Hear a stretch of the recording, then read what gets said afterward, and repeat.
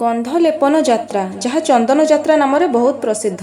କୁହାଯାଏ ଏହି ଯାତ୍ରାରେ ଚାପ ଖେଳୁଥିଲା ବେଳେ ମହାପ୍ରଭୁଙ୍କୁ ଦର୍ଶନ କଲେ ପୁନର୍ଜନ୍ମ ନ ହୋଇ ବୈକୁଣ୍ଠ ପ୍ରାପ୍ତି ହୋଇଥାଏ। ତେବେ ଏହି ଚାପ ଖେଳ କ'ଣ ଆସନ୍ତୁ ଜାଣିବା। ଚନ୍ଦନ ଯାତ୍ରା ସାଧାରଣତଃ ଅକ୍ଷି ତୃତୀୟା ଠାରୁ ଆରମ୍ଭ ହୋଇ 42 ଦିନ ଧରି ଅନୁଷ୍ଠିତ ହୋଇଥାଏ, ଯେଉଁଥିରେ 21 ଦିନ ଭିତର ଚନ୍ଦନ ଯାତ୍ରା ମାନେ ଶ୍ରୀମନ୍ଦିର ଭିତରେ ପାଳନ ହୋଇଥାଏ ଏବଂ 21 ଦିନ ବାହାର ଚନ୍ଦନ ଯାତ୍ରା ମାନେ ନରେନ୍ଦ୍ର ପୁଷ୍କରିଣୀରେ ଅନୁଷ୍ଠିତ ହୋଇଥାଏ। ବାହାର ଚନ୍ଦନ ଯାତ୍ରାରେ ଦୁଇଟି ଚାପ ହୋଇଥାଏ।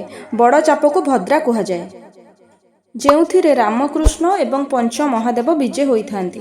ଦ୍ୱିତୀୟ ଚାପକୁ ନନ୍ଦା କୁହାଯାଏ, ଯେଉଁଥିରେ ମଦନ ମୋହନ, ଭୂଦେବୀ ଓ ଶ୍ରୀଦେବୀ ଚାପ ଖେଳିଥାନ୍ତି। ଦୈନିକ ଦୁଇଥର ଚାପ ଖେଳ ହୋଇଥାଏ, ଦିନ ଚାପ ଓ ରାତି ଚାପ। ଦିନ ଚାପ ଏକ ଘେରା ହୋଇଥିଲା ବେଳେ ରାତି ଚାପ 3 ଘେରା ହୋଇଥାଏ। ଏହିପରି ଭାବରେ ଚନ୍ଦନ ଯାତ୍ରା ଅନୁଷ୍ଠିତ ହୋଇଥାଏ ନୀଳାଚଳ ଧାମରେ। ତେବେ ଆମ ଶ୍ରୀକ୍ଷେତ୍ରରେ ଅନୁଷ୍ଠିତ ହେଉଥିବା ବିଶ୍ୱର ସବୁଠାରୁ ବଡ଼ ଯାତ୍ରାର ନାମ କ'ଣ? କମେଣ୍ଟ ବକ୍ସରେ ଜଣାନ୍ତୁ। ଜୟ ଜଗନ୍ନାଥ।